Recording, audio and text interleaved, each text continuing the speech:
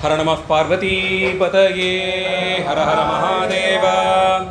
தென்னாடுடைய சிவனே போற்றி, எந்நாட்டவர்க்கும் இறைவா போற்றி. ஆரூர் அமர்ந்த அரசே போற்றி, சீரார் திருவையாரா போற்றி போற்றி. விண்ணாளும் தேவர்க்கும் மேலாய வேதியனை, மண்ணாளும் மன்னவர்க்கும் மாண்பாகி நின்றானை, தன்னார் தமிழளிக்கும் தன்பாண்டி நாட்டானை, பெண்ணாளும் பாகனை பேணு பெருந்துறையில் கண்ணார் கடல் காட்டி நாயேனை ஆட்கொண்ட அண்ணாமலையானை பாடுதுங்கா நம்மானாய். சித்தம் தெளிவீர்கள் அத்தன் ஆரூரை, பத்தி மலர்த்தூவ முத்தியாகுமே. ஓட்டை மாடத்தில் 9 வாசலும், காட்டில் வேவதன் முன்னம் கழலடி, நாட்டி நான்மலர் தூவி வலம் செய்யில் வாட்டம் தீர்த்திடும் வான்மையூர் ஈசனே. நீரூரும் செஞ்சடையாய் நெற்றிக்கண்ணாய், நிலாத்திங்கள் துண்டத்தாய் நின்னை தேடி, ஓரூரும் ஒழியாமை ஒற்றித்து எங்கும் உலகமெல்லாம் பிரிதந்து நின்னை காண்பான். தேரூரும் நெடுவீதி பற்றி நின்று திருமாலும் நான்முகனும் தேர்ந்தும் காணாது ஆரூரா ஆரூரா என்கின்றார்கள் அமரர்கள்தம் பெருமானே ஆரூராயே. கார்புருவும் கருங்கூந்தல் செவ்வாய் வெண்ணகை பச்சை கன்னியொடும், தார்கமழ் பூங்காந்தளந்தோட் குமரனொடும் மணிசிங்காதனத்தினேவி, சீர்பரவுவான் புலவர் நினைந்தன யாவையும் நல்கி சிறப்பின் வைகும், வார்ப்புணல் சூழ் வயல் கமலை தேவர்கள் சிந்தாமணியை மனத்துள் வைப்பாம். சித்தி தருநாதன் தென்கமலை வாழ்நாதன், பத்தி தருநாதன் பரநாதன், முத்தி பெருநாதன் ஞானப்பிரகாசன், உண்மை தருநாதன் நம்குருநாதன். எல்லோருக்கும் வணக்கம். எல்லாம் வல்ல ஆரூர் அஜபா நடன கமலவசந்த தியாகராஜ பெருமான் திருவருளும் எமையாளும் தர்மயாதீன குருமகா சன்னிதானுடைய குருவருளையும் சிந்திக்கிறேன். திருவான்மியூர் மருந்தீச்சரத்திலே தொடர் சொற்பொழிவாக நடந்து வரும் சிவபோகசார வகுப்பில் இந்த மாதத்திற்கான 2வது வகுப்பில் 33வது பாடல் சிந்தனைக்கு விஷயமாக அமைகிறது. இந்த சிவபோகசாரமாகிற நூல் சிவானந்த பூதி கூடி ஸ்ரீ குருஞான சம்பந்த பரமாச்சாரிய சுவாமிகள் அவர்கள் அந்த அனுபவம் எப்படி இருந்தது என்பதை ஒன்றுமறியாத நமக்கெல்லாமும் அருளி செய்யும்படியாக அரியா காலத்துள்ளே அடிமை செய்வித்து என்று சொல்வது போலே இந்த சிறப்புகளை எல்லாம் அறிந்து கொள்வதற்கான தகுதியில்லாதவர்களும் கூட ஏதோ ஒரு அளவிலேனும் சிவபோகம் என்பது எப்பேற்பட்ட ஒரு அனுபவத்தை தரக்கூடியது, சிவபோகத்திலே ஈடுபட்டிருப்பவர்கள் அடையக்கூடிய இன்பம் முடிவற்ற இன்பமாக இருக்கக்கூடியதையும், அந்த சிவபோகமாகிற ஆனந்தத்தின் எல்லை கண்ட நிலையிலே ஆச்சாரியர்களுடைய கருணையானது நம்மை எப்படி கொண்டு போய் நிறுத்தும் என்பதையும் பாடல்தோறும் வைத்து பாடி வருகிறார். அதனால்தான் இந்த ஞான நூலுக்கு காப்பு செய்யுள் என்று தனியே விநாயக பெருமானை வழிபட்டு இல்லாது ஆச்சாரியரையே எல்லாமுமாக வரித்து பாடப்பட்டிருக்கும் சிறப்பு. சிவஞான போதம் தொடக்கமாக நம்முடைய எல்லா ஆச்சாரியர்களும் சாத்திரங்களை பொதுவாக பாடும்போது சாத்திர காலத்திற்கு பிறகே இருந்து, குறிப்பாக சிவஞான போதம் தொடக்கமாக திருமந்திராசிரியரும் கூட திருமூல தேவநாயனார் கூட விநாயக கடவுளை பாடியே தொடங்கியிருக்கும் நிலையிலே இந்த ஆச்சாரியர் இது போன்ற சில நூல்கள் எல்லாம் காப்பு செய்யுளுக்கும் ஆச்சாரியரையே காப்பாக இட்டே தொடங்கக்கூடிய ஒரு அனுபூதி நிலையிலே கூடியிருந்தார்கள். அவர்களுக்கு சிவத்தினின்று மற்றைய தெய்வங்களை பிரித்து பார்க்க தெரியாது. ஆச்சாரியரே சிவமாய் காட்சி தந்தபடியால் அவரையே வணங்கி துதித்து தொடங்குதல் என்ற மரபிலே நின்றார்கள். அந்த அளவில்தான் சித்தி தருநாதன் தென்கமலை வாழ்நாதன், பத்தி தருநாதன் பரநாதன், முத்தி தருநாதன் உண்மை பெருநாதன் ஞானப்பிரகாசன் என்ற அளவிலே கமலை ஞானப்பிரகாச பரமாச்சாரியரை வணங்கி துதித்து தொடங்கக்கூடிய அளவிலே இந்த நூல் அமைந்திருக்கிறது. அதில் சென்ற மாத வகுப்பிலே நாம் பார்த்த பாடல் 32வது பாடல் அளவிலும் சுவையிலும் அதனுடைய பொருளுரை விரிவுரை சற்றே அதிகமாக இருக்கக்கூடியது. அகத்தை இழந்து அருளாய் அவ்விடத்தே தோன்றும் சுகத்தில் அழுந்தி விடச் சொன்னான். உங்கள் ஆச்சாரியர் உங்களுக்கு வழங்கிய உபதேசம் என்ன? இன்னும் எளிமையாக சொல்லணும்னா உங்கள் ஆச்சாரியர் உங்களுக்கு வழங்கிய யோசனை என்ன, எப்படி இருக்கும்படியாக சொன்னார் என்று கேட்டதற்கு விடை போலே சொல்லியிருந்தார். அகத்தை இழந்து என்ற நிலையில் அகந்தை என்பதைத்தான் அகத்தை என்று சொல்லி நான் என்ற தன்மையை இழந்து அவ்விடத்தே தோன்றும் சுகத்திலே அழுந்தி, நான் என்ற அந்த ஆணவமலம் நீங்கப்பட்ட நிலையில் சுகம் அங்கே குடிகொண்டு விடும். அந்த சுகத்திலே தான் என்ற தன்மை அழிந்து போய் அதிலே அழுந்தி இருத்தல் என்ற நிலையில் வைத்து பாடினார். அடுத்த பாடலிலே கிட்டாத ஈசன் உனை கிட்டி அருள் புரிந்த நிட்டா அனுபூதி நிலையிலே முட்டா திருவண்ணி சேர்ந்து மாற்றேறிய பொன் போல வரும் இன்ப பூரணமா வை. சிவசம்பந்தத்தாலே பெறக்கூடிய சிவானுபூதி எதை போன்றது என்பதற்கு ஒரு ஓமை சொல்லி சொல்றார். போலங்கிற அந்த ஓமை உருவு இதில் பதிந்து வருகிறது. அதனால ஓமைத்தான் அதில் சொல்லி வராருன்னு தெளிவாகி விடுகிறது. சிவானுபூதி பெறுவது எப்படி தெரியுமா? இதை போலே என்று சொல்லுவது. ஓமை வைத்து சொல்லுவதென்றாலே போல, அன்ன, உரு, ஒத்த என்றெல்லாம் உருவு வச்சு சொல்றோம்னாலே அவ்வளவு சுலபமாக புரிந்து கொள்ள முடியாத ஒரு விஷயத்தை பற்றி எளிமையாக நமக்கு தெரிந்த ஒரு உதாரணத்தை வைத்து சொல்வது போலே. இதை பார்த்துருக்கீங்கல்ல, கிட்டத்தட்ட இந்த மாதிரின்னு வச்சுக்கோங்களேன். அந்த துவனியிலே சொல்வதுதான் இந்த ஓமை என்ற மரபு. கோடி சூரிய பிரகாசம் எப்படி இருக்கும்னு யாரும் பார்த்ததில்லை. ஆனால் ஒரு சூரியனுடைய பிரகாசம் நமக்கு தெரியும், அது எவ்வளவு சுட்டெரிக்கும்னு. இதை ஒரு கோடியாக பெருக்கிக்கோங்களேன் அப்படின்னா எதிரன் மேலே நினைச்சே பார்க்க முடியாத அளவுக்கு பெருசு. இப்போ தியாகேச பெருமானுடைய திருமுக சிறப்பு கோடி சூரிய பிரகாசம் என்று சொன்னால் இந்த ஒரு சூரியனை கோடி தடவை பெருக்கி இது எப்படி இருக்குமோ அந்த மாதிரி இருப்பார் போல இருக்குன்னு ஒருவாறு யூகம் கொள்ளலாம். 1000 தாமரை போலும் எல்லாம் அப்பரடிகள் சொல்லும் போது இப்படி தான் எடுத்துக்கிறோம். 1000 சேவடியானம், அந்த திருவடி எவ்வளவு மிருதுவாக இருக்கும்னா தியாகராஜ பெருமானுடைய திருவடி 1000 தாமரை போலும் நுட்டார். ஒரு தாமரையை தொட்டு பார்த்துருக்கலாம், ஒரு 50-100 தாமரை ஒருவேளை கையில் வாங்கி பார்த்துருக்கலாம். ஒரு கூட நிறைய தாமரையை பார்த்தாலே அது எவ்வளோ மிருதுவானதுன்னு நமக்கு தெரியும். இந்த மாதிரி ஒரு 1000 தாமரை, அது எல்லாத்துடைய மிருதுத்தன்மையும் ஒன்று சேர்ந்தால் எப்படி இருக்குமோ அவ்வளவு மிருதுவாக இருக்கும் எங்கள் சுவாமியினுடைய திருவடி. இப்படி தான் இது ஓமை உருவு. அந்த அளவில் ஒரு ஓமை போல வைத்து சொல்கிறார். இந்த கிட்டாத சிவானுபூதி, அனுபூதி மட்டும் இல்லை, ஈசனே கிட்டாத சிவன் தான். கிட்டாத ஈசன் உனை கிட்டி ஒருவேளை அப்படிங்கிற அர்த்தத்தில் அவ்வளவு சுலபத்தில் அடையிறதுக்கு இல்லை. நான் போய் அடைந்தேங்கிற முயற்சியில் அடைவதும் இல்லை. ஒருவேளை பெருமானே அருள் வெளிப்பாட்டினாலே வந்து அடைந்தால் கிட்டாத ஈசன் உனை கிட்டி அருள் புரிந்த நிட்டா அனுபூதி. அவன் வந்து சேர்ந்து விட்டார்னா சும்மாலாம் இருக்க மாட்டார், அனுபூதி நிலையை கூட்டி வைத்து விடுவார். ஆனாதப்பட்ட அசுரர்களுக்கே கூட வந்து கிட்டிய பிறகு அவர்களுடைய அசுர குணத்தை நீக்கி அனுபூதி நிலை கொடுத்ததுனால்தான் தொடர்ந்து அவர்கள் தொண்டர்களாக மாறினார்கள். விட்டு நீங்காத தொண்டு அவர்களுக்கு வாய்க்க பெற்றது. அப்போ நான் என்ற முயற்சி இல்லாது இறைவனை அடைந்தால் அனுபூதி நிலை சர்வ நிச்சயமாக கிடைக்கப் பெறும். அதில் மாற்று கருத்து இல்லை. அருள் புரிந்த நிட்டா அனுபூதி நிலையிலே அது எப்படி இருக்கும்னா முட்டா திருவண்ணி சேர்ந்து மாற்றேறிய பொன் போலே வரும் இன்ப பூரணமா வை. நல்ல கொதித்து கொண்டிருக்கக்கூடிய நெருப்பு, வன்னின்னா நெருப்பு, வஹ்னி அக்னிங்கிற பதத்தில் வருது. அந்த வன்னி நெருப்பு எரிந்து கொண்டிருக்கிறதே, அந்த நெருப்பிலே சேர சேர சேர இட்டு சுட சுட சுட அந்த பொன்னின் மாற்றுத்தன்மை கூடும்.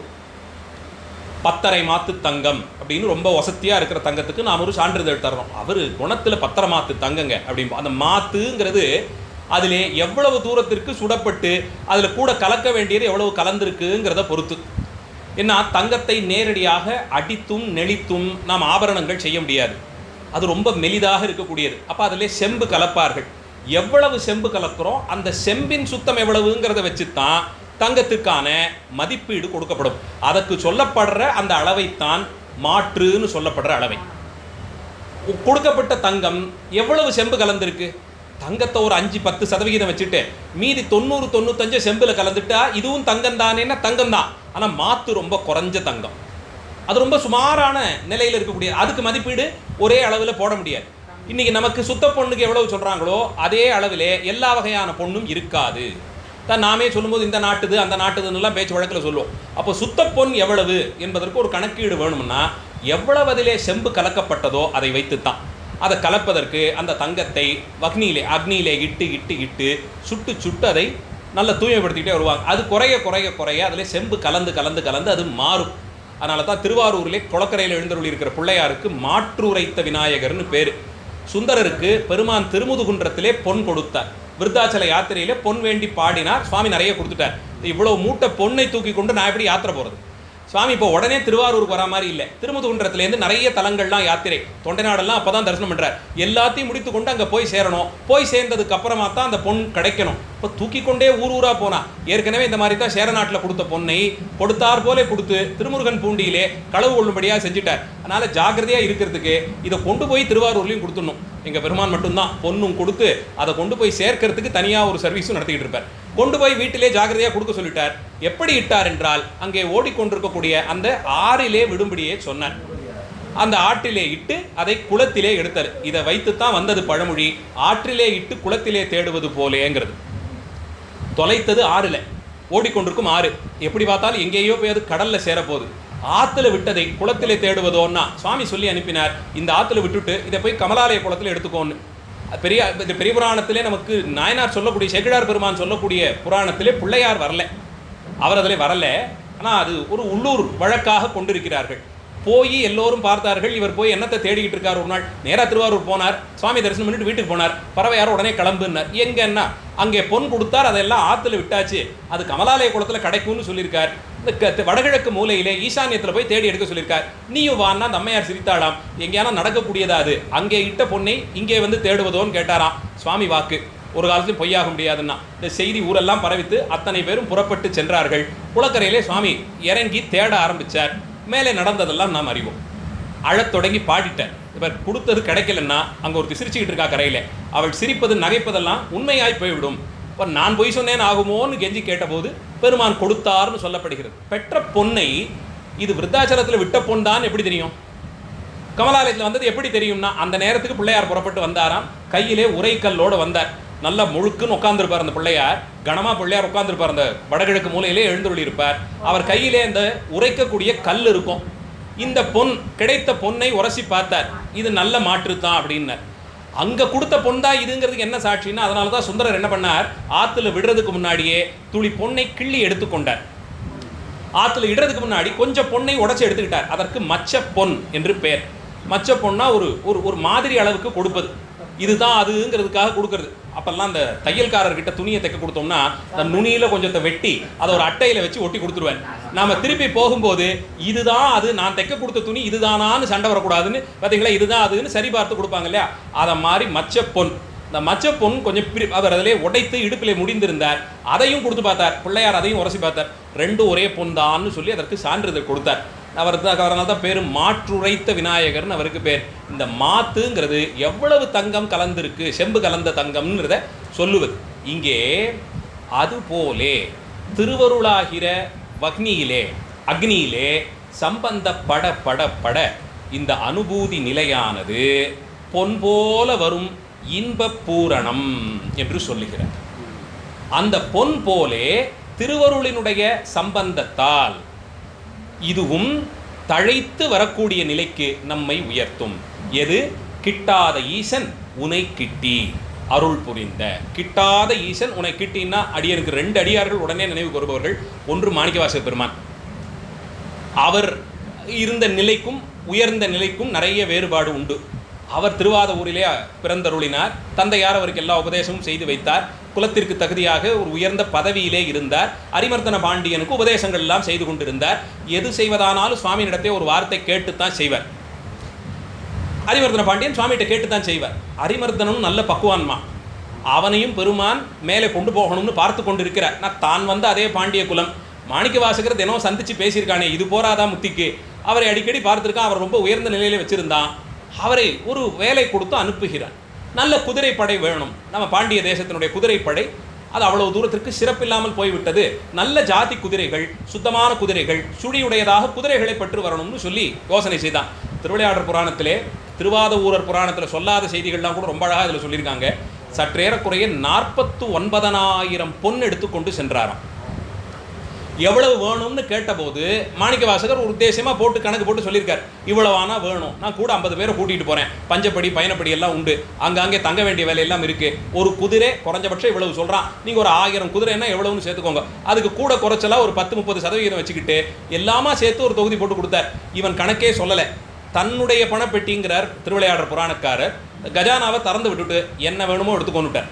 மாணிக்க வாசகர் சரியாக கணக்கு பண்ணி 49,000 பொன் எடுத்துக்கொண்டார்னு சொல்லி திருவிளையாடற் புராணக்காரர் சொல்கிறார். பரஞ்சோதியார் அதை சொல்கிறார். அதுக்கு சில பெரியவர்கிட்ட கேட்டபோது 49,000 பொண்ணுங்கிறத ஒரு சிலர் ஒரு பொண்ணுங்கிறது ஒரு சவரன் வரைக்கும் கூட கணக்கு வச்சுக்கலாங்கிறாங்க. ஒரு சிலர் இந்த உண்மையிலேயே அரசர் காலத்திய பொற்காசுகள்னு கிடைச்சது இல்லையா, அதெல்லாம் நாம் நினைக்கிற மாதிரி பெரிய பெரிய காசெல்லாம் இல்லை, நகத்து அளவுக்கு தான் இருக்குது. அது ஒரு 1/4 சவரனுக்கும் கொஞ்சம் குறைச்சலாக தான் இருக்கிறாப்ப இருக்குது. அது அவ்வளோதான் இருக்குது போல் இருக்கு. எப்படி பார்த்தாலும் 49,000 அது கணிசமான தொகைக்கு வருகிறது. அதைத்தான் எடுத்துக்கொண்டு புறப்பட்டாராம். போனவர் கணக்கு எழுதிட்டு உடனே புறப்படல, நேரே சொக்கநாதர் தரிசனத்துக்கு போனார். இவருக்கு மனசில் ஒரு தேசம் அபிவிருத்தி அடையணும்னா அதற்கு அறிவுச்சாலைகள் திறக்கப்படணும், கோயில்கள் இருக்கணும், தர்மசாலைகள் இருக்கணும். போயும் குதிரை வாங்குறதா யுத்தம் பண்ணுறதா இது தேவையாங்கிற எண்ணம் பெருமானிடத்தை விண்ணப்பமாக வைக்கிறார். சொக்கநாத பெருமானிடத்தை கேட்டுக்கொண்டது ரொம்ப துல்லியமாக கேட்டிருக்கார். அந்த வேண்டுதல் தான் இவருக்கு எல்லாவற்றையும் நிறைவு செய்தே கொடுத்ததுன்னு சொல்லலாம். சென்றபோது நினக்கும் நின் அடியாருக்குமாய் வையின்னு தான் அந்த பொண்ணுக்கு பிரயோஜனம் தேடுற.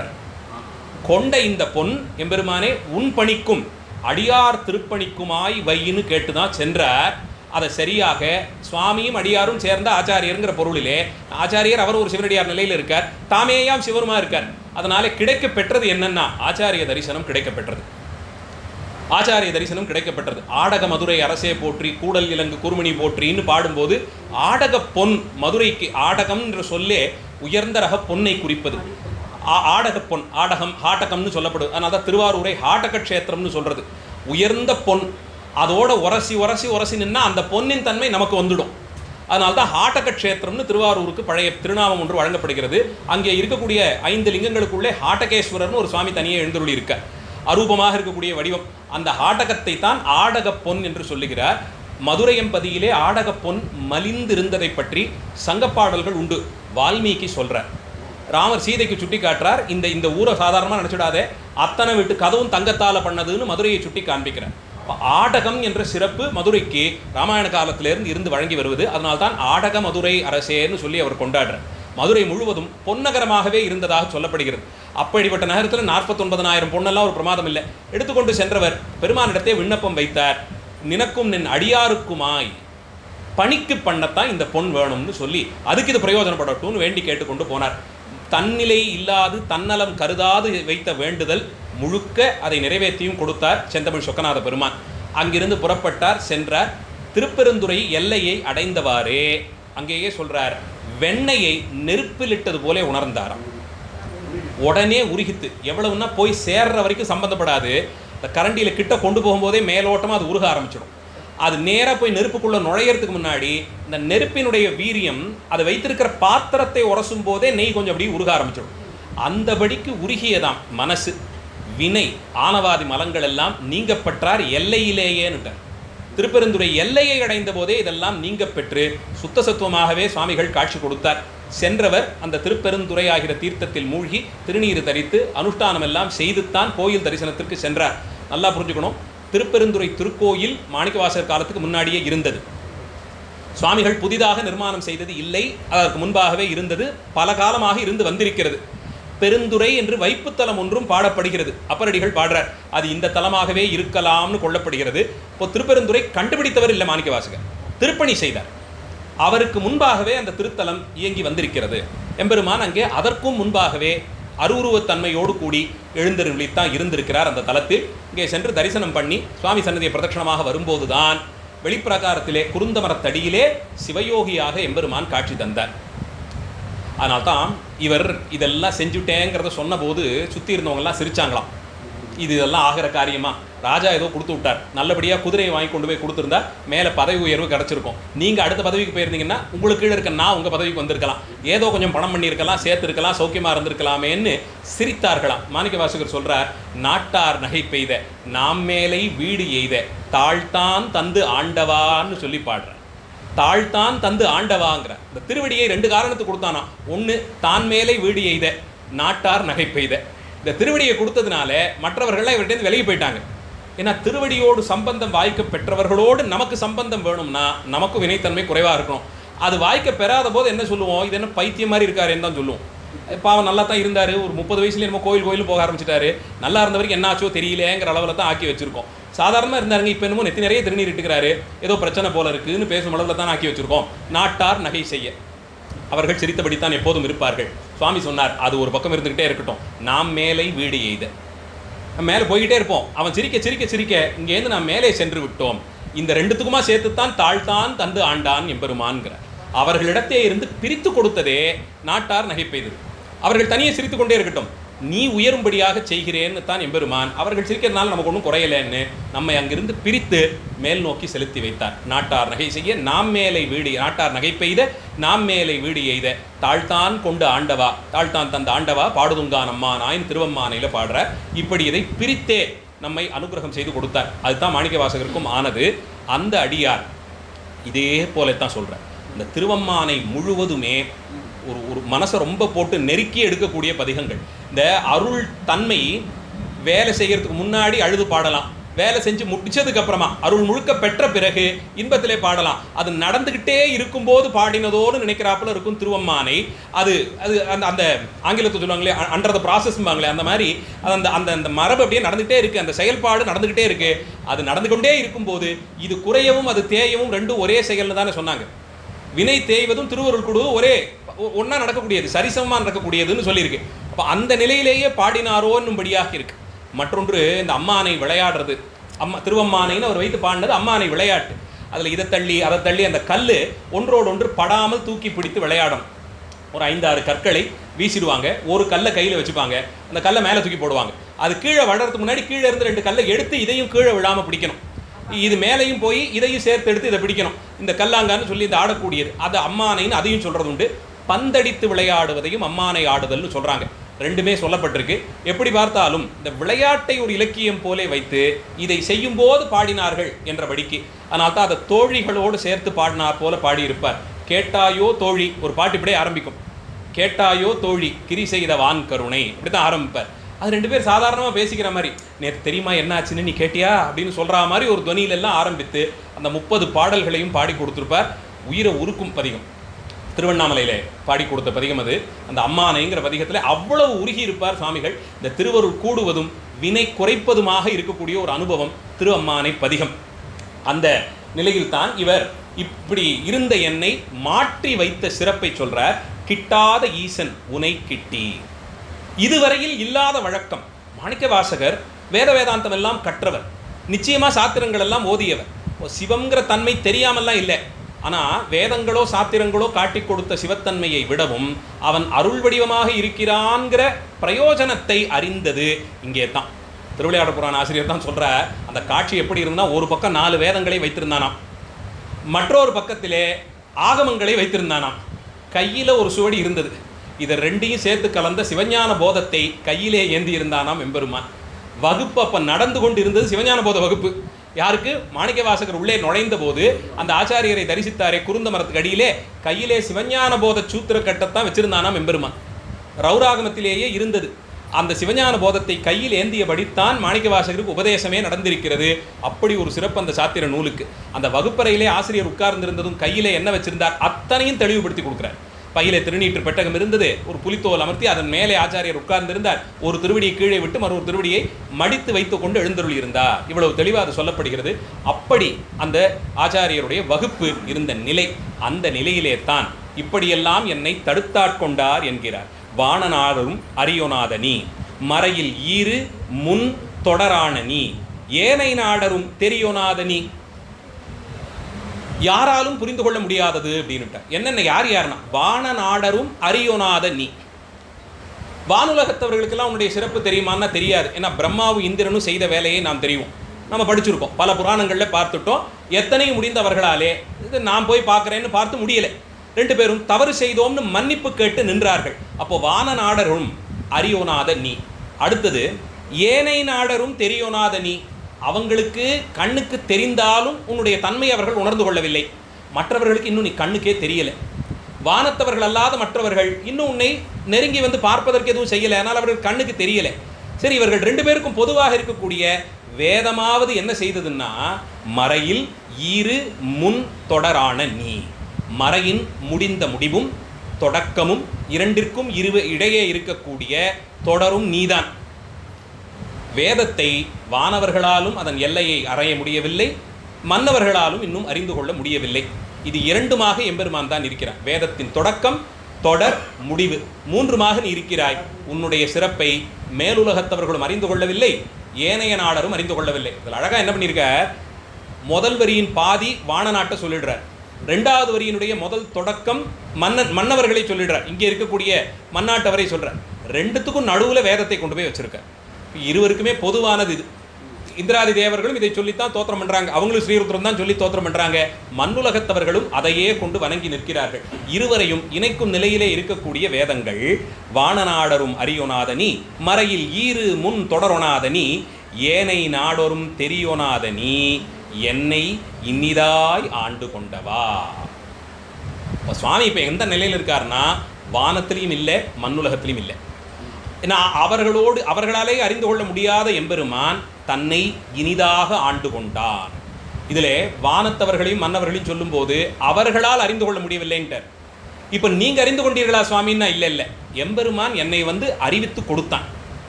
நான் அறியும்படியாக முயற்சி செய்யவில்லை. அவர்கள் நான் அறிகிறேன் முயற்சி பண்ணதால்தான் பல முயற்சிகளையும் படுதோல்வி அடைந்து விழுந்து கிடந்தார்கள். சுவாமிகள் தான் முயற்சி பண்ணலை. அவர் திருப்பெருந்துறையில் போய் இறங்கினார். அது ஒன்று தான் அவர் பண்ண தப்பு. அதுக்கப்புறம் அடிமையாகி போய் வாழ்க்கை முழுக்க மாறி போனதுக்கும் அவருக்கு எதுவும் சம்மந்தமே கிடையாது. அவர் போய் திருப்பெருந்துறையில் இறங்கினார், அவ்வளவுதான். அதையும் எம்பெருமான் நடத்தி வைத்தான். தானாக அதுவும் நடக்கலை. அங்கே போகும்படியாக திருவருள் பணித்தது, சென்று சேர்ந்தார். அதன் பிறகு எல்லாம் மாறி போனது. இப்போ நான் அறிய முனைந்து அறிந்தேன்னு சொல்லலை, அவர் அறிவித்து கொடுத்தார். பார்த்துக்கோ நான் தான் அப்படின்னு தன்னைத்தானே காட்டி கொடுத்தார், அறிவித்தார் எம்பெருமான். ஏனை நாடரும் தெரியோனாத நீ என்னை இன்னிதாய் ஆண்டு கொண்டவா. இதில் ஏனை நாடருங்கிறதுக்கு உரையாசிரியர்கள் சொல்லும்போது மற்ற நாட்டை சேர்ந்தவர்கள்னு பொதுவாக ஒரு பொருள் சொல்லலாம். இவர் என்ன சொல்கிறார், இவர் கூடையே வந்த மற்றவர்களுக்கும் தெரியலையே. அதே திருப்பெருந்துறைக்கு சுவாமி தனியாக போல, குதிரை வாங்குறதுக்கு போன போது பெரிய பட்டாளமே கூட புறப்பட்டு போயிருக்கு. மற்றைய மந்திரிகள் போயிருப்பாங்க, உதவி மந்திரிகள் போயிருப்பாங்க, அந்த நிதித்துறை அதுக்கு ஒன்று இருந்திருக்கும், அவன் கணக்கு எழுதுறது கூடவே வந்திருப்பான், அவன் கூட வந்திருப்பான், பாதுகாப்புக்கு ஆட்கள் வந்திருக்கணும், பல்லக்கு தூக்குறவங்க இருந்திருப்பாங்க, இருந்த குதிரையெல்லாம் ஓட்டிக்கிட்டு வந்தவங்க இருப்பாங்க. இப்படி பெரிய படையாக புறப்பட்டு போயிருக்கும். யாருக்கும் தெரியல, மற்றவர்கள் யாருக்கும் தெரியல. எல்லாரும் மதுரையிலேருந்து ஒன்றா சேர்ந்து புறப்பட்டு வந்தவங்க தான், யாருக்கும் தெரியல, இவர்களுக்கு மட்டும்தான். சரி, அதுவான பரவாயில்ல. அதற்கு பிறகு சுவாமிகளுக்கு இந்த திருக்காட்சியெல்லாம் பெருமான் வழங்கி தடுத்தாட்கொண்ட பிறகு அவர் அங்கேயே தங்கி இருந்தார். மாற்றாக என்ன செய்யலாம்னு சொல்லி இந்த செல்வத்தை எல்லாம் கொண்டு போய் கொடுத்த போது ரொம்ப உயர்ந்த சிவதர்ம காரியங்களுக்கு செலவு பண்ணுன்னுட்டார் சுவாமி. திருக்கோயில் திருப்பணிகளுக்கு செலவு பண்ணு, திருவிழாக்கள் நடக்கணும், நித்திய பூஜைகள் நடக்கணும், அடியார்களுக்கு அன்னம் பாலிப்பு, இதுக்கெல்லாம் செலவு பண்ணுன்னார். இவர் எடுத்து செலவு பண்ணிக்கிட்டே இருந்தார். கூட வந்த அத்தனை 100 பேரில் ஒருத்தருக்காவது என்னமோ இவ்வளோ பெரிய அமைச்சர், நிறைய வாசித்தவர், பாண்டியனுக்கு உபதேசம் பண்ணக்கூடியவர், அவர் கொண்டு போய் யாருக்கோ எதையோ கொடுக்குறாரே, அது என்னன்னு ஒரு நட போய் பார்த்துட்டு வருவோமா, ஒரு நாள் அவரோட தான் போய் அந்த வகுப்பறையில் உட்காந்து பார்ப்போமே, அப்படி யார் என்னதான் சொல்கிறாங்கன்னு கேட்போமேன்னு யாரான யோசித்தார்களான்னா இல்லை. ஏனை நாடவர்க்கு அறியோனாத நீ, அவர்களுக்கு தெரியாத நிலையில்தான் அந்த திரோதானம் ஏனையவர்களுக்கு வேலை செய்தது. அவர்களால் இந்த திருவருள் விளக்கத்தை உணர்ந்து கொள்ள முடியவில்லை. ஆனால் நான் முயற்சி செய்து பார்த்தேனா, திரையை அடியேன் விலக்கி தெளிவு பெறவில்லை, திரை விலகி அடியேனுக்கு நீர் காட்சி கொடுத்தீர். ஏனை நாடரும் தெரியோனாத நீ என்னை இன்னிதாய் ஆண்டு கொண்டவா. ஊனை நாடகம் ஆடுவித்தவா, உருகி நான் உனை பருக வைத்தவா, ஞான நாடகம் ஆடுவித்தவா, நைய வையகத்துடை இச்சையே. பெருமான் 2 வகையான தாண்டவம் ஆடுவாராம். நமக்கு உண்மை விளக்கத்திலே 3 தாண்டவங்கள் சொல்லப்படுகிறது. ஒரு தாண்டவத்திற்கு ஊன தாண்டவம் என்று பெயர். தாண்டவத்தில் குறையில்லை, அதை பார்க்குற விதத்தில் தான் குறை. ஊன தாண்டவம்னா தாண்டவத்துக்கு ஏதாவது குறையானா இல்லை, அவர் எப்போதும் அதே தாண்டவம் தான், அதை பார்க்குற பார்வையில் குறை. நம்ம என்ன சொல்கிறோம், பெருமானுடைய ஆனந்த தாண்டவம் நித்தலும் போற்றி போற்றி துதிக்கத்தக்கது, கேட்க கேட்க பரம மங்களமானது, அதை தரிசிக்க தரிசிக்க எல்லா மங்களையும் பெற்று தந்து விடும். அதனால் உடனே போகிறோம், தில்லைக்கு போய் சுவாமி தரிசனம் பண்ணுறோம், போகும்போது எதோ நினச்சிக்கிட்டு போகிறோம், போய் நின்று கேட்க போன விஷயத்தில் 8ல் ஒரு 5-6 நனவு வர்றது கேட்டுடுறோம்.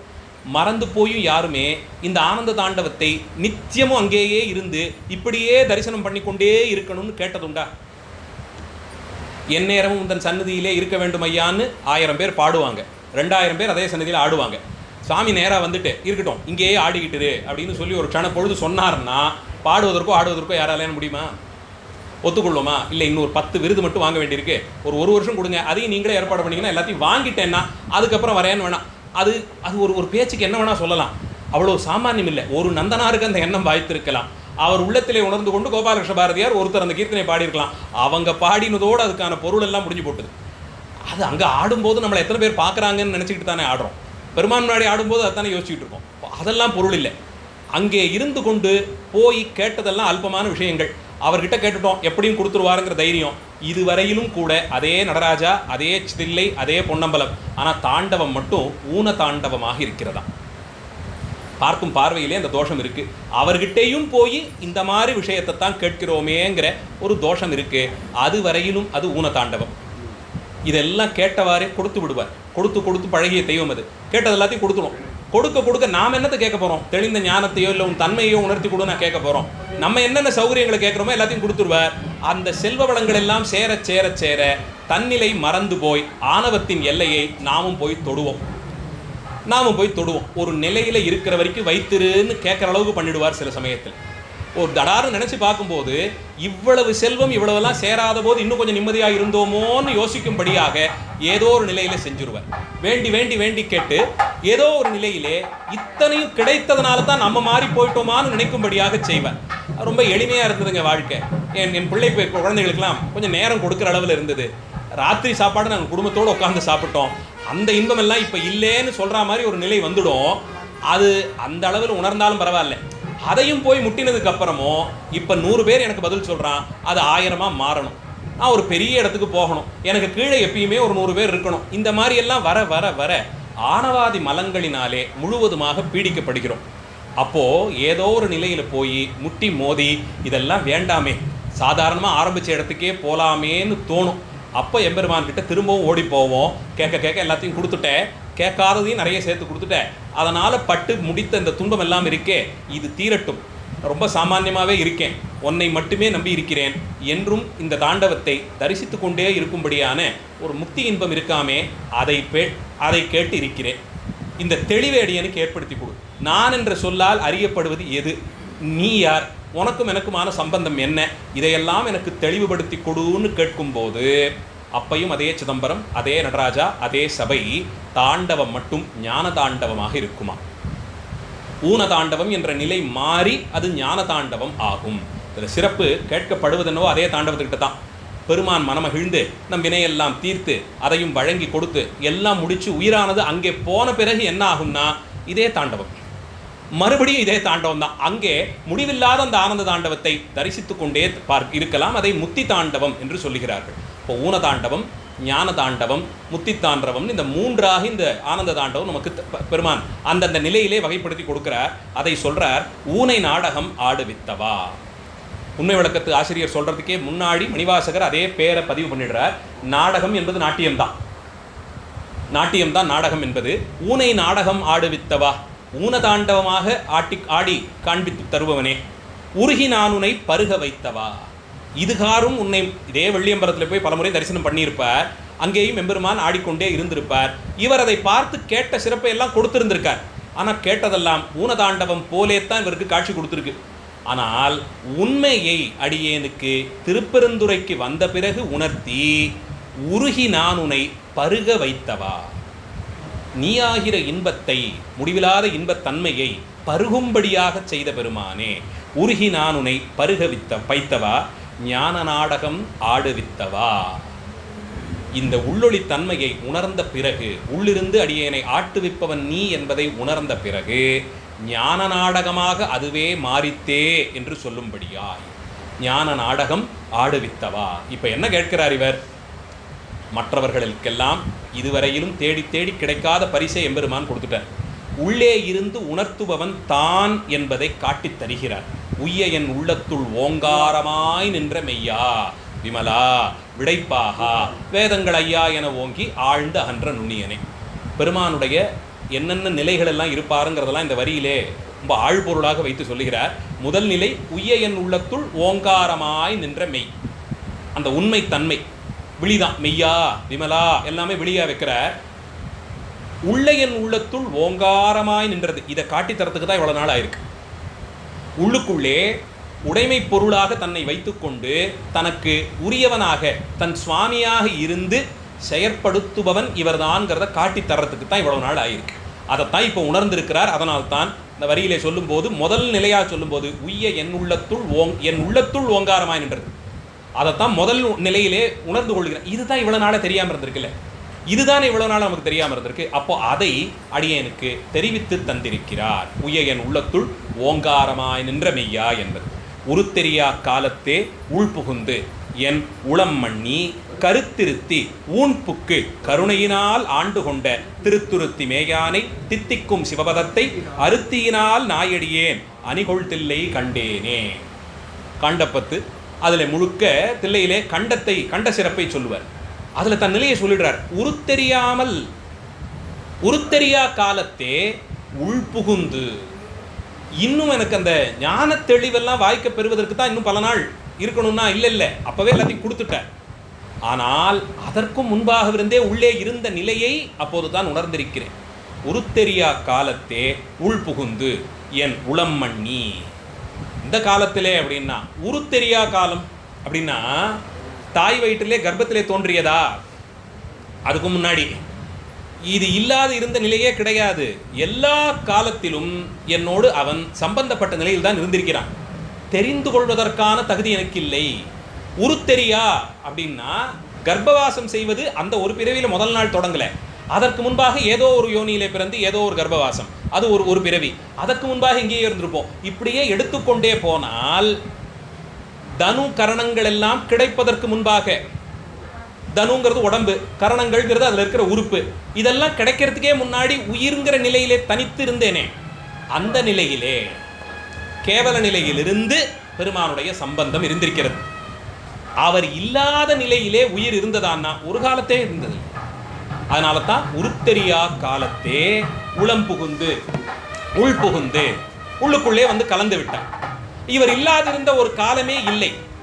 உளம் மண்ணி கருத்திருத்து ஊன்புக்கு கருணையினால் ஆண்டு கொண்ட வினை பயனாலே இந்த ஒரு பிறவியில் கூட, இந்த பிறவியிலும் கூட உயர்ந்த குலப்பிறப்பு, பெரிய திருத்தலத்திலே பிறப்பு, நித்திய மதுரை வாசம், அதெல்லாம் கூட உடனே அவருக்கு உபகாரமாக இருந்ததானா? இல்லை. 32 வயசுல தான் முடிஞ்சுது.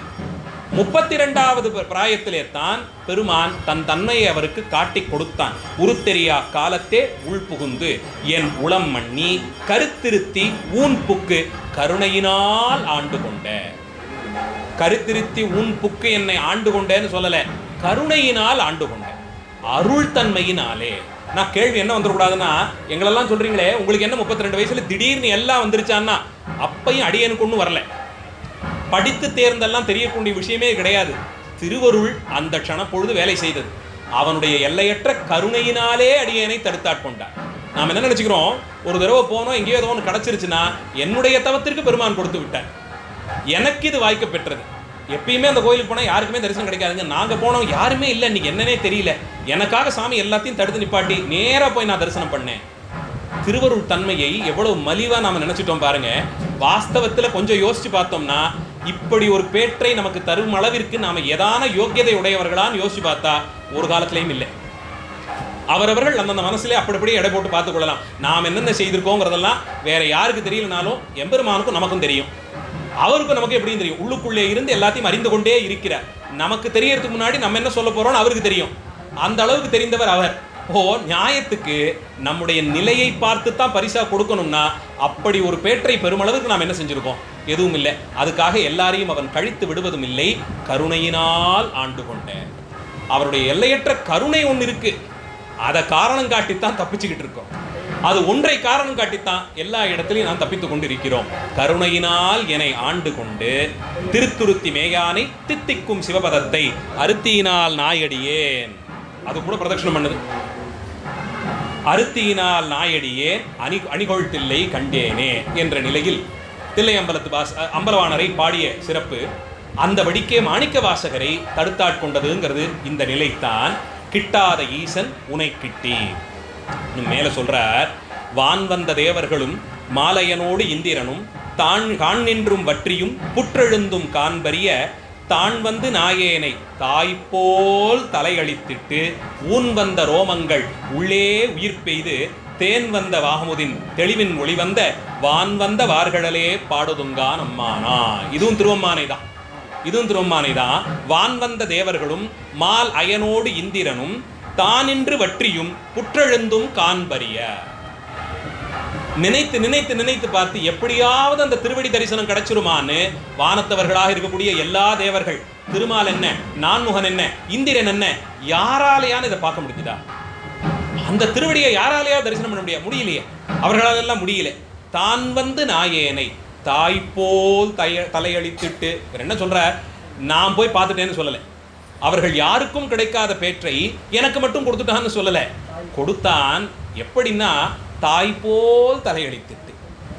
என்னத்தான் பையன் பேரில் கோபமே இருந்தாலும், வீட்டு பக்கமே வரக்கூடாதுன்னு சொல்லி அனுப்பினாலும், அதை எவ்வளோ தூரத்துக்கு சொன்னால் நிஜமாவே அவன் வெளியில் போயிடுவான்னு அம்மாவுக்கு தெரியும். அது வரைக்கும் சொல்லி நிப்பாட்டிப்பான். அதுக்கு மேலே செயல்பட மாட்டான். ஏதோ சாப்பாடு போட மாட்டேன்னு ஒரு வார்த்தைக்கு சொன்னாலும் 1/4 மணி 1/2 மணி 1 மணி நேரத்துக்கு அது தாங்குமே தவிர தட்டில் போட்டு கொண்டு போய் கொடுத்து ஊட்டி விடும் சிறப்பு தாய்க்குரிய அன்பு. அந்தபடிக்கு என்னை பார்த்து கொண்டான். அந்தபடிக்கு என்னை பார்த்து கொண்டான்.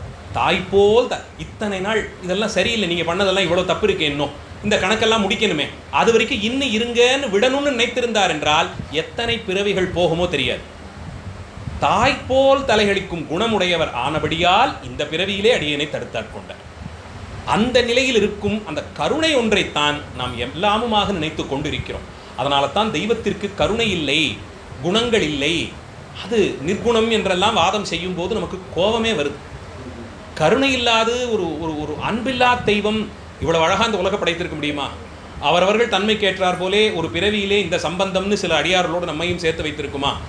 எவ்வளவோ பிழைகள் எல்லாம் செய்து முடித்து வந்து ஒரு நிலையிலே நிறுத்தி போட்டோம், பண்ண வரைக்கும் இருக்கட்டும், இனிமேல் பார்த்துக்கலாம்னு நம்ம வாழ்க்கையிலே ஒரு நன்மையை கொண்டு வந்து சேர்த்திருக்க முடியுமான்னா அது கருணைங்கிற ஒன்றே வடிவமாக இருப்பதினால்தான். அந்த கருணையை முன்னிட்டு கொண்டு தான் எல்லாவற்றையும் செய்து கொண்டிருக்கிறோம். கருணைன்னு ஒன்று இல்லாது சுவாமி ரொம்ப ரொம்ப காவலாளி போலே ஆயிட்டார் என்றால் முடிச்சுட்டு தான் அடுத்த பேச்சு. அவரவர்களுக்கானதை மதிப்பீடு செய்து பார்த்து கொள்வோம். கருணைன்னு ஒன்று இருக்கிறதுனால தான் நம்ம அளவிலே செய்வதையெல்லாம் பொறுத்து பொறுத்து ஆகட்டும் பார்த்து கொள்ளலாம், யார் செய்யலை அவனை விட இவன் கொஞ்சம் தேவலை, இப்படி தனக்குத்தானே சாக்கு போலாம் சொல்லிப்பாரான். இவ்வளவு சாக்கு சொல்லிப்பாரான் தனக்குத்தானே. அருளணும்னு வந்துட்டாருன்னா இருக்கட்டுமே, அதனால் என்ன, அந்த அவன் பண்ணினானே அதுக்கு இது தேவலை, இந்த ஒரு வாட்டி மன்னிச்சு விட்டுடுவோம், இதை ஒரு நிலையாக கொள்ள வேண்டாம். இப்படி பார்த்து பார்த்து பார்த்து அடியார்களை பக்குவப்படுத்தி அடுத்த நிலைக்கு கொண்டு வருவார். எடுத்தெடுப்பில் தவறுக்கு வெட்டிட்டு தான் அடுத்த பேச்சுன்னு சொன்னால் யாரும் வருவதற்கு சிந்திப்போம். ஆனால் எம்பெருமான் அந்த நிலையில் அல்லாது அன்பினாலே தாய்போல் தலையளித்திட்டு ஊன் வந்த ரோமங்கள் உள்ளே உயிர் பெய்து தேன் வந்த அமுதின்கண் தெளிவின் ஒளி வந்த வான் வந்த வார்களே பாடுவங்கான் அம்மானாய். அந்த திருவடி வான் வந்த வார்கழல், மேலேர்ந்த அடியனை தீண்டுவதற்காக இறங்கி வந்ததே அந்த திருவடி. வானத்தவர்களும் அமால் அயனோடு இந்திரனும் யாருமே பாராத திருவடி. என்னுடைய நன்மைன்னு பார்த்து வரல, தாய்போல் என் பேரிலே கருணை கொண்டபடியால் செய்த பிழைகளை எல்லாம் தள்ளி என்னையும் வந்து ஒரு பொருளாய் தடுத்தாட்கொண்டார்.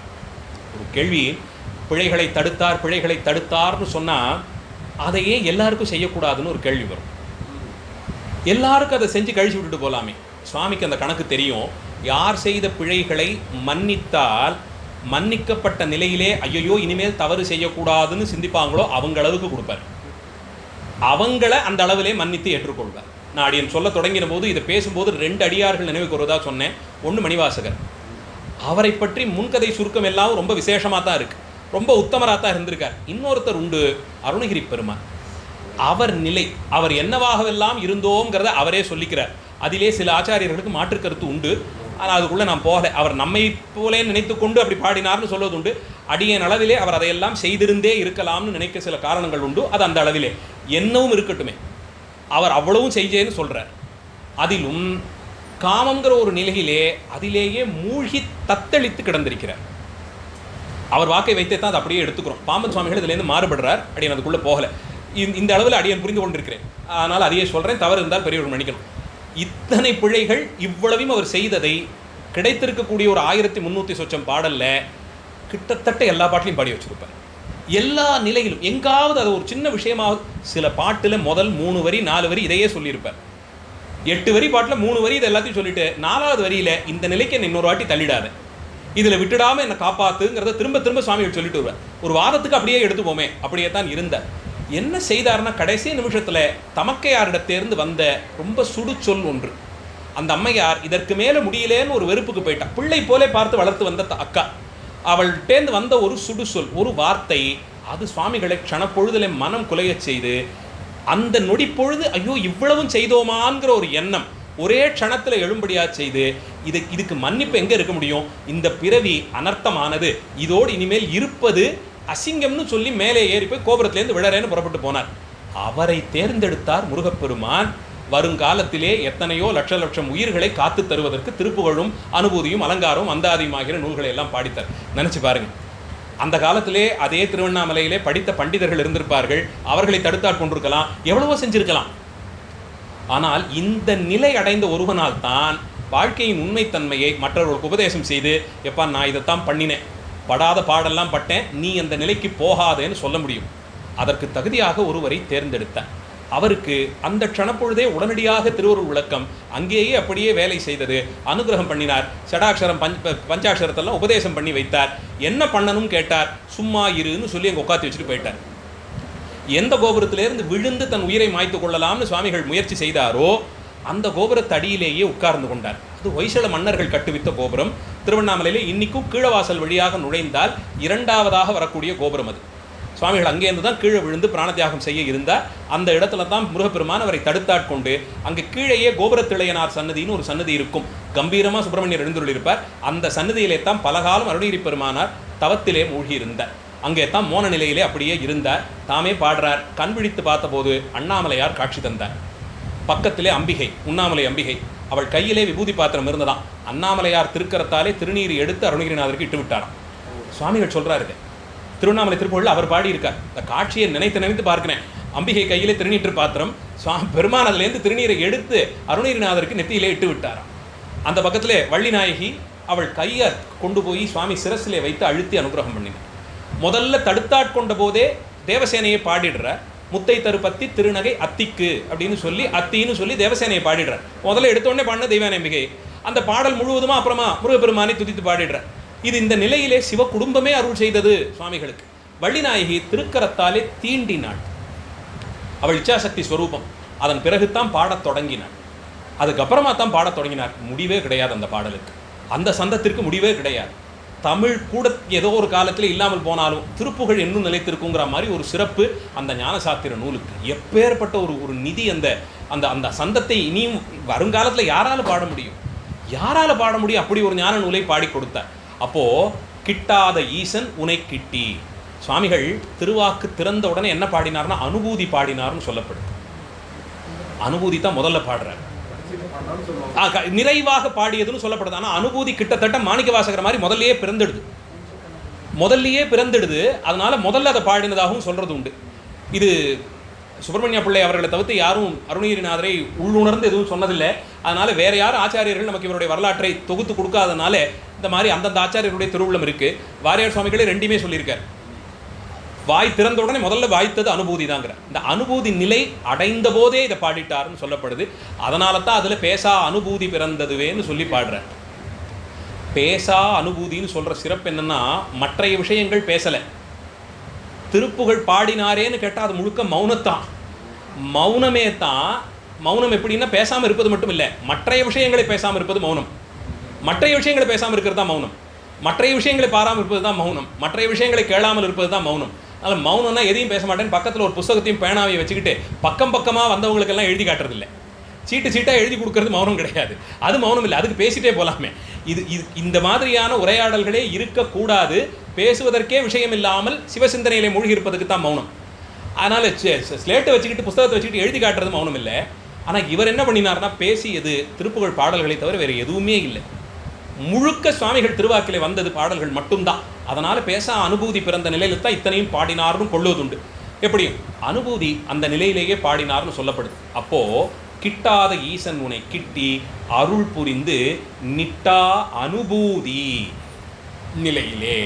அப்போது இத்தனை நாள் கிடைக்காதிருந்த பரம்பொருள் வந்து திருவருள் விளக்கம் காட்டி கொடுத்த நிலையிலே திருவருள் வாய்க்க பெற்றது தான் அனுபூதி.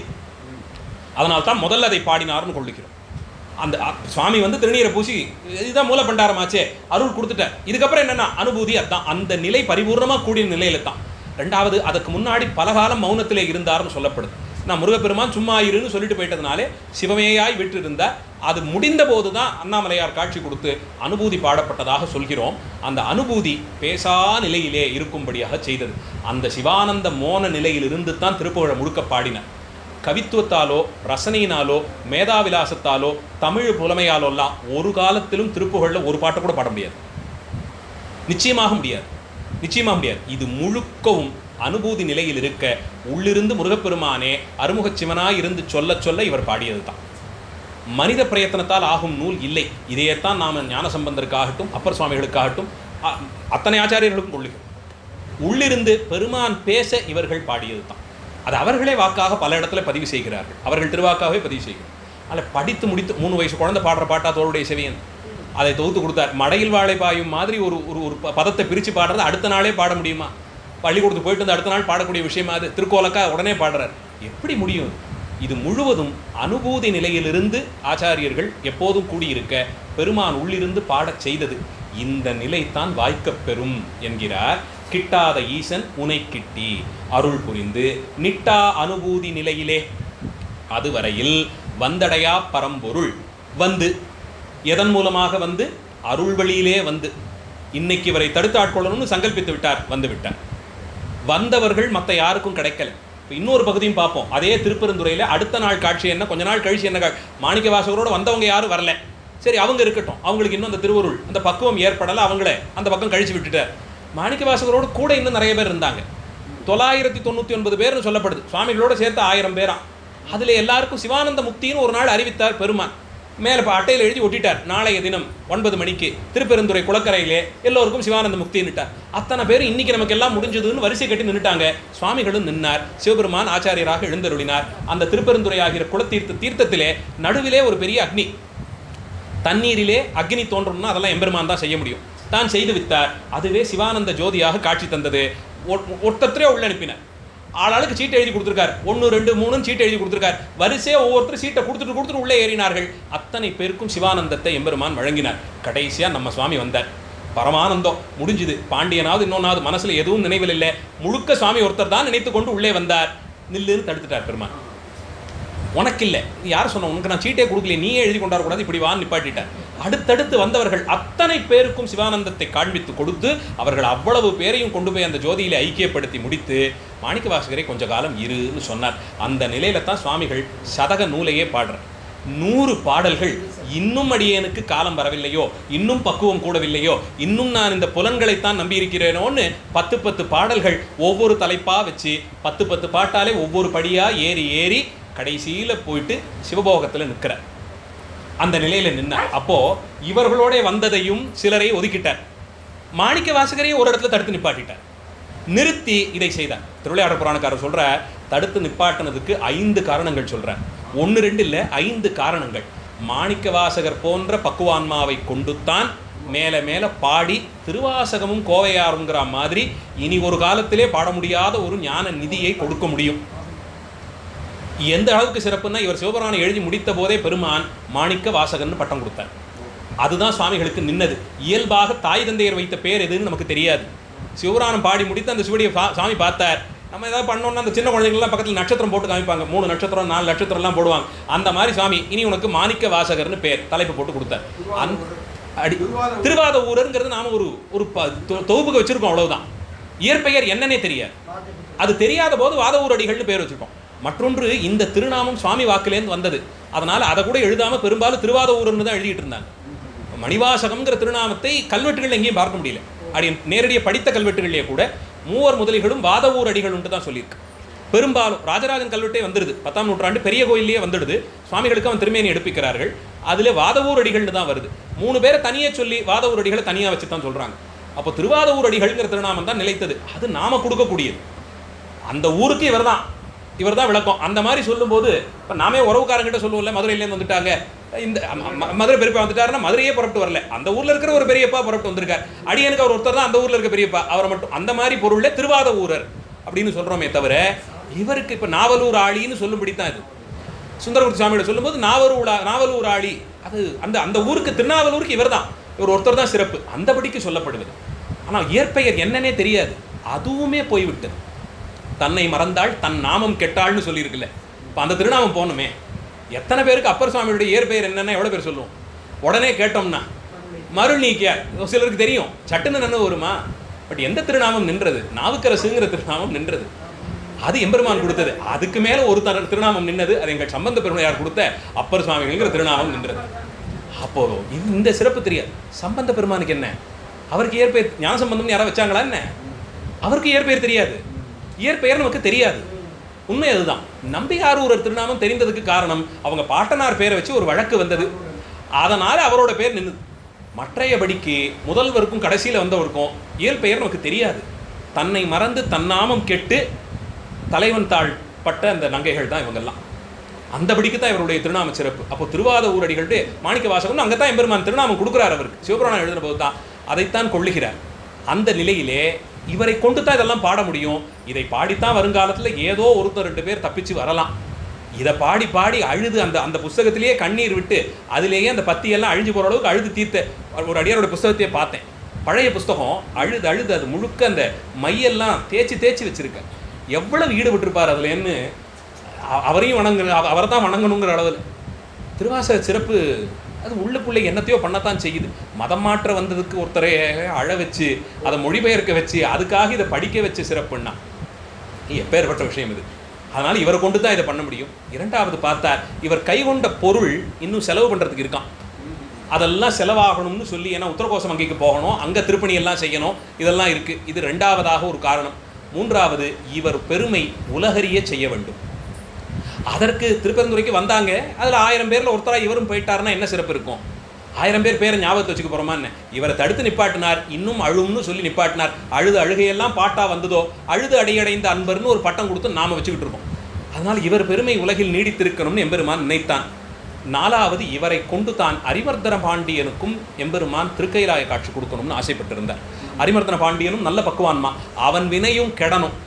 அதனால தான் முதுகில் ஓங்கி அடி விழற அளவுக்கெல்லாம் செஞ்சு எல்லாத்தையும் தீர்த்து முடித்து அவனுக்கும் திருக்கைலாய காட்சி கொடுத்தார். 5வது சம்பந்த பிள்ளையார் சமணர்களை அடக்கி ஒடுக்கி வித்தார். ஆனால் மதுரையிலிருந்து தப்பிச் சென்ற பௌத்தர்கள் எல்லாம் இலங்கைக்கு போய் அங்கே அட்டகாசம் பண்ணிட்டு இருந்தாங்க. அந்த தொடக்கையும் அறுக்கணும்னு நினைத்தார். அதனால் மாணிக்கவாசக பெருமான் தில்லையம்பதியில் எழுந்தருளி இருந்தபோது இலங்கை மன்னன் ஒருவனுடைய மகளுக்கு பேச்சு வராமல் இருந்த நிலையில் அங்கிருந்து அந்த பௌத்தர்கள் எவ்வளவு மந்திரித்தும் நடக்கலை. அந்த மன்னன் மாணிக்கவாசக சுவாமிகிட்ட கொண்டு வந்தால் இது சரியாயிடுமோன்னு வந்தான். பௌத்தர்கள் எங்களை மதிக்காமல் எப்படி போகலாம்னு அவர்களும் கூட வந்தார்கள். திரையிட்டு கொண்டு பௌத்தர்களும் சுவாமிகளுக்குமாக வாதம் எல்லாம் நடந்து திருச்சாழல்ங்கிற அந்த ஒரு அற்புத பிரபந்தம் நமக்கு கிடைக்க பெற்று பௌத்தர்களையும் அடக்கி உட்காத்தி வச்சார். இந்த 5 காரணங்களுக்காக மணிவாசகரை இன்னும் கொஞ்ச காலம் இருன்னு சுவாமி நியமித்தார். ஆனால் அனுபூதி அங்கேயே பிறந்தாகிவிட்டது. அதனால்தான் வைகை மணலிலே வாட்டிய போதோ இல்லை சிறைச்சாலையிலே அடைத்து வைத்த போதோ எங்குமே சுவாமிகள் அழவே இல்லை. ஒரு நிலையிலையும் அழலை. எனக்கும் இதுக்கு சம்பந்தம் இல்லை, நான் வேணா எழுதி கையெழுத்து போட்டு கொடுக்குறேன், நான் திருப்பெருந்துறைக்கு போனேன், ஒருத்தன் என்னை மயக்கிட்டான்னு சொல்லலை. ஏதோ மாயம் பண்ணி என்னை மயக்கிட்டான், நீங்கள் நியாயத்துக்கு அவரைத்தான் போய் பிடிக்கணும், எனக்கு இதுக்கு சம்பந்தம் இல்லைன்னு சொல்லவே இல்லை.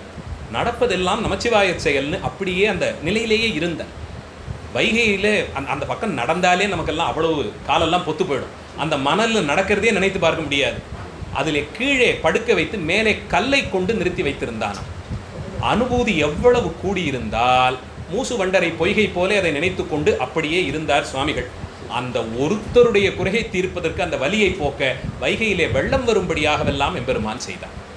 அனுபூதி நிலை கூடியவர்களுக்கு இதுதான். சென்ற பாடலை பார்த்தார் போலே அவர்களுக்கு செய்யப்படும் நன்மையெல்லாம் நமக்கு நன்மையாக வரும், அவர்களுக்கு அது போகாது. அவர்களுக்கு செய்யும் தீமையும் நமக்கே தீமையாக வரும், அவர்களுக்கு செல்லாது. அதனால் தான் அந்த பாண்டிய மன்னன் பிச்சேறி துடிக்கும்படியாக செய்து அதன் பிறகு அவனுக்கு அனுகிரகம் பண்ணுறான். சுவாமியையே தீண்டும் அளவிற்கு செய்து அந்த தீண்டலால் அவன் முதுகிலேயும் அடிவழும்படியாகவெல்லாம் செய்தது. இந்த திருவிளையாடல் எல்லாம் பாண்டியனுடைய வினையும் தீர்த்து மணிவாசகருடைய சம்பந்தத்தால் அவனும் தன் நிலை அடைந்து திருக்கைலாய பிராப்தி அடையணுங்கிறதுக்காக சுவாமி பண்ணினார்னு சொல்லப்படுகிறது. அப்போ அனுபூதி கூடிய நிலையில் இந்த 2 ஆச்சாரியர்களுமே நாம் சிந்திக்கலாம். 2 பேரையுமே அப்படியே இருந்தவர்களை தடுத்தாட்கொண்டான். அந்த க்ஷணப்பொழுது அவர்களுக்கு பரமானந்த ஞான நிலை, அந்த நிலையிலே கொண்டு போய் வைத்தான். அனுபூதி பிறந்தது. அனுபூதி நிட்டையிலேயே அவர்கள் பரிபூரணமாக கூடியிருந்தார்கள். முழுக்க அதிலே தான் கூடியிருந்தார்கள். அதை தவிர அவர்களுக்கு வேறு எண்ணமே வராதபடிக்கு. அதனால தான் அருணகிரி பெருமான் பாடும்போது சென்ற இடமெல்லாம் முருகனோடு தனக்கு இருந்த உரையாடல்களை தான் பதிவு பண்ணுறார். முழுக்க முருகனோடு இருந்த உரையாடல்களை தான் பதிவு பண்ணுறார். அவர் அந்த ஊரையோ மற்றொன்றையோ சிறப்பித்து பாடுவார். ரொம்ப சொல்பமாக தான் இருக்கும், ரொம்ப சொல்பமாக இருக்கும். மாணிக்கவாசகருக்கே அதே அமைப்பை பார்க்கலாம். சம்பந்த பிள்ளையாரை போலேயோ மற்றைய தேவார ஆசிரியர்கள் போலே அந்த ஊரின் வளம், நதி, காடு, ஆண்கள், பெண்கள், குழந்தைகள், திருவிழா இதெல்லாம் ரொம்ப பாடமாட்டார்கள். 2 பேர் இது ரெண்டையுமே இதை பாடமாட்டார்கள். 2 பேருடைய அனுபூதி நிலையும் இதையெல்லாம் கடந்திருந்தது. இதையெல்லாம் ஒவ்வொருத்தருக்கும் ஒரு படிநிலையில் வைக்கிறான் பெருமா, அவ்வளோதான். அதனால்தான் தேவாரத்தின் திருவாசகத்தை நாம் தனித்தனியே இரண்டாக பார்க்கிறோம். இது ஒரு படிநிலை, அது ஒரு படிநிலைன்னு தனித்தனியே இரண்டையும் வைத்து பார்க்கிறோம். நமக்கெல்லாம் ஒன்று தான். ஹர ஹர ஹர மகாதேவ மகாதேவ. அந்த நிலையிலே இது பொருளாக கொள்ளப்படுகிறது. பெருமான் அங்கீகரித்தார்னு எடுத்துக்கணுமா? இல்லை, தியாகேசா தியாகராஜா அந்த அளவில் இது தியாகேசா அந்த நிலையில் மணிவாசக பெருமானை கொண்டாடி ஒரு நிலையில் வைத்திருந்தார். அருணகிரி பெருமானுக்கும் அதே அந்த நிலை. அருணகிரி பெருமானும் இந்த 2 பேருக்குத்தான் இந்த அனுபூதி நிலை கூடியிருந்ததை தெளிவாக நாம் பார்க்க முடிகிறது. ஏனையோருக்கும் கூடியிருந்தது. அதே காரணத்துக்கு தான் மாணிக்கவாசகருடைய இந்த பௌத்தர்களுடைய வாதம் கூட சாழல்னு ஒரு ஞான நூலாக வந்தது. ஞான நூலாக வந்ததை தவிர்த்து நீ வா வாதம் பண்ணலாம், உன் பற்றத்தை சொல்லு, என் பற்றத்தை சொல்கிறேன்ட்டு இல்லை. அது அப்படி வரலை. சிவபெருமானுடைய சிந்தனையைத்தான் பாடல் முழுக்க வந்தது. சிவபெருமான் சிந்தனையாகத்தான் முழுக்க வந்தது. அவர்கள் அதையெல்லாம் நிந்தித்து கேட்பது போல சொன்னார்கள். பூசுவது வெந்நீர், பூன்பது முங்கரம்னு அதெல்லாம் நிந்தித்து பேசுவது போல சொன்னார்கள். அதுக்கெல்லாம் சமாதானத்தை சொல்லி இது ஞான நிலையில் இருப்பவர்களால் அறிந்து கொள்ளக்கூடியதுன்னு பெருமான் காட்டி கொடுத்தார். இந்த அனுபூதி நிலை இந்த இருவருக்கு வாய்த்ததுங்கிறது அது இந்த 2 பேரையும் ஒரே நிலையில் வச்சு நம்மளால் பார்க்க முடியும். இங்கே 5 முகச்சிவன், அங்கே அறுமுகச்சிவன், அவ்வளவுதான். இந்த 2 பேர் அருளின நிலை தானே தவிர மற்றபடிக்கு நடந்ததனோ இந்த 2 பேருக்கு நடந்த விதம் ரொம்ப சிறப்புடையதாக அறியப்படுகிறது. அந்த விதத்தில் இருவருக்குமாய் எம்பெருமான் செய்த அருளைத்தான் அனுபூதி நிலை என்று எடுத்துக்கொள்கிறோம். அருள் புரிந்த நிட்டா அனுபூதி நிலையில் முட்டா திருவண்ணி சேர்ந்து மாற்றேறிய பொன் போலே வரும் இன்ப பூரணமா வை. அந்த நிலையில் மாற்றேறிய பொன் போலே மாறு ஏறிக்கொண்டே இருக்கும். இந்த மாற்றுங்கிற அந்த அளவை மாறிக்கொண்டே போகுமா? திருவருள் விளக்கம், நெருப்பிலே இட்ட பொன் அது காலம் போக போக போக மாறிக்கொண்டே செல்வது போலே. அந்த காலத்தில் தட்டான்கிட்டலாம் கொண்டு போயிட்டு இந்த நகை ஏதாவது உடஞ்சிட்டுதுன்னா சேர்க்க சொல்லும் போதே அதுக்கே வருத்தப்படுவாங்க. மறுபடியும் அதில் கொஞ்சம் நெருப்பு பட்டுதுன்னா அது தன்மை போயிடும். வாங்கின போது ஒரு நிலை, இப்போ மறுபடியும் அதில் நெருப்பில் இடுறீங்கல்ல, அது தன்மை மாற்று குறையும். அதை ஒட்ட வைக்கிறதுக்கு அவங்க இன்னும் கொஞ்சம் ஏதாவது செம்பகம்ப கலந்து அதில் சேர்ப்பாங்க. அதுக்கு தான் திட்டு. இது உடஞ்சிட்டுதுன்னா சேர்த்தா போச்சே, என்ன இப்போ பிரச்சனைன்னு கேட்டால் மறுபடியும் அக்னிஸ்பர்சம் வரும்போது அதனுடைய தன்மை குறைந்து போகும். அதனால தான் அதை விற்கும் போதும் பார்ப்பாங்க, ஆனால் ஒட்டுக்கிட்டு போட்டிருந்தா அதுக்கு விலை குறைச்சிடும். அப்போ பொன் அது எந்த அளவிலே இருக்கணுமோ அந்த அளவிலே மாற்றுரைத்த பொன் போலே முட்டா திருவண்ணி சேர்ந்து மாற்றேறிய பொன் போலே வரும் இன்ப பூரணமா வை. திருவருள் விளக்கத்தால் தன்மை மாறும். இங்கே குறையும், அங்கே ஏறும், மாறும். அந்த அளவு திருவருள் விளக்கத்தினாலே இருந்த நிலையிலிருந்து அதை மாற்றி உயர்த்தக்கூடிய அளவிற்கு எம்பெருமான் இதை நடத்தி செல்வான் என்ற நிலையில் அனுபூதி வாய்க்க பெற்றவர்களுக்கு கிடைக்கும் சிறப்பை இந்த பாடலை தெளிவு பண்றார். கிட்டா ஈசனுனை கிட்டி அருள் புரிந்த நிட்டா அனுபூதி நிலையிலே முட்டா திருவண்ணி சேர்ந்து மாற்றேறிய பொன் போலே வரும் இன்ப பூரணமா வை என்ற அளவில் இந்த 33வது பாடலினுடைய உரையை பார்க்கிறோம். 34வது பாடல் அநாதி சுகரூபி அரணடிக்கீழ் என்றும் அநாதி சுகரூபி ஆன்மா அநாதி இருந்த மலம் போக்கி இறை அருளினாலே இருந்தபடியே கண்டிரு. இதுவும் ரொம்ப முக்கியமான பாடல். அடுத்த மாத நிகழ்விலே பார்ப்போம். இருந்தபடியே கண்டிருங்கிறது பெரிய உபதேசம். அதை செய்து வைக்கிறார். இருந்தபடியே கண்டிருக்கும்படியாக பெருமான் செய்ய வேண்டும் என்று கூறிக்கொண்டு நிறைவு செய்கிறேன். மூர்த்தி எல்லாம் வாழி எங்கள் மோன குருவாழி அருள் வார்த்தை என்றும் வாழி அன்பர் வாழி பராபரமே. எல்லாம் ஸ்ரீ தியாகராஜ கிருபை.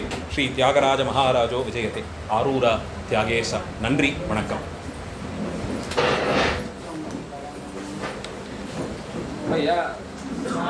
அவரா ஒருத்தர் கொடுக்குற கீழே ஊர்ல சாயா சொல்லும் போது